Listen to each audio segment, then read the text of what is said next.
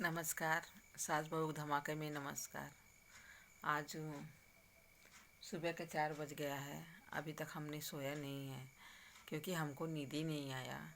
आज मेरी बहू रो रही थी, इसलिए आज मेरी बहू का भाई आए थे तो इसलिए रो रही थी। तो इसलिए उनकी माँ अप्रैल में एक्सपायर हो गई थी। तो अप्रैल से तो भाई बहन इकट्ठा हुए नहीं थे, तो अभी भाई आए तो वो लोग इकट्ठा हुए था, फिर घाव ताज़ा हो गया उन लोग को। और 2020 में मेरे पति एक्सपायर हुए, तो बहू को देख के मेरा भी घाव ताज़ा हो गया। उन लोग का रोना देख के मेरा भी घाव ताज़ा हो गया। तो इसलिए मुझे नींद ही नहीं आ रहा है टेंशन से।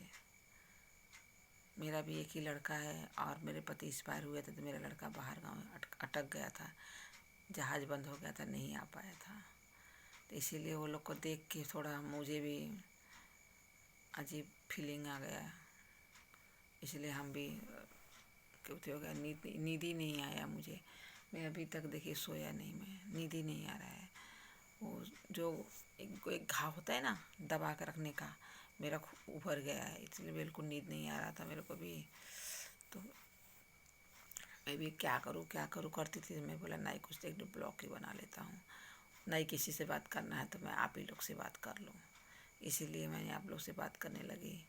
मेरी बहू बहुत अच्छी है, भाई क्या करूँ, माँ तो माँ होती है ना, सास तो माँ नहीं बन पाती हैं।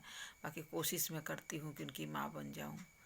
बाकी वो ऊपर वाले के देखिए, जन्म देने से वो भी तो उनका हक तो मैं नहीं ले पाऊँगा। तो इसीलिए मेरी बहू जो रो रही थी तो अच्छा नहीं लगा, मुझे भी नहीं लगा। तो क्या करूं, ऐसा मन हुआ एक ब्लॉग बनाऊं, बाकी मैं उनका देख के रोना भी ना देख के मुझे अच्छा नहीं लगा, इसीलिए नहीं बात किया। और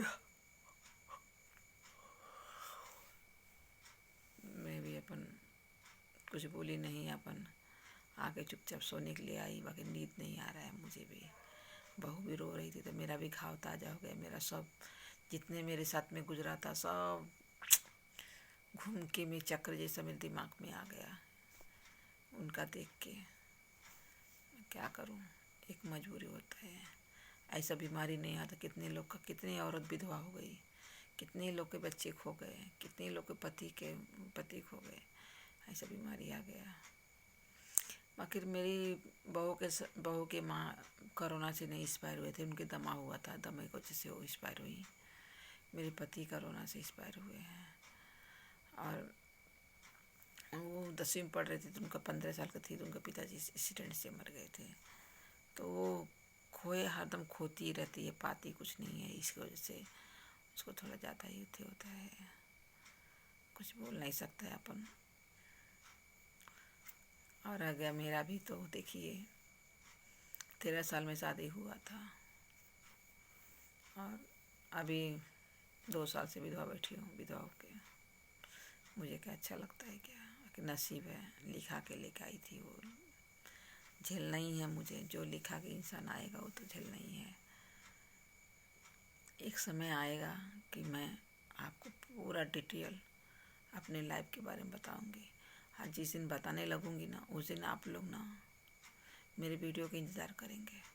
और आज तो इतना आपको गिरेगा ना, इतना दर्दनाक मेरा ज़िंदगी है ना कि आपको आंसू पोंछने से पूछेगा नहीं, इतना आंसू गिरेगी आपको जिस दिन मैं कहानी अपनी ज़िंदगी की बताने लगूंगी। आखिर क्या है, वो कहानी बताने के लिए ना मुझे भी हिम्मत चाहिए। और जब तक हिम्मत आएगा नहीं तब तक आप लोग आपको बता नहीं सकते हैं, क्योंकि मेरे पास इतना हिम्मत नहीं है। हिम्मत पूरा टूट गया है। इसीलिए जिस दिन हिम्मत आएगा उसी दिन आप लोग को बताऊंगी।